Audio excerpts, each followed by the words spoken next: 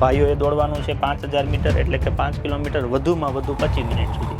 25 minute ઉપર 0-0 અને 0.1 microsecond થઈ જાય ને તો એ નાપાસ, કેમ કે એમાં ચિપ્સ આવે. માઇક્રોસેકન્ડ એટલે 100 સેકન્ડનો એક ભાગ, એટલે 25 મિનિટમાં પૂરું થવું જોઈએ. આની પહેલાં પરીક્ષા આવી ત્યારે લોકો બહુ ખુશ હતા કે રનિંગના માર્ક્સ નથી, ખાલી બસ પૂરું કરવાનું છે. બધાએ મન પડે એમ મજા કરી. એટલે જ્યારે પરીક્ષા આવી ને તો પરીક્ષા બધાને પૂરું કરી નાખ્યું.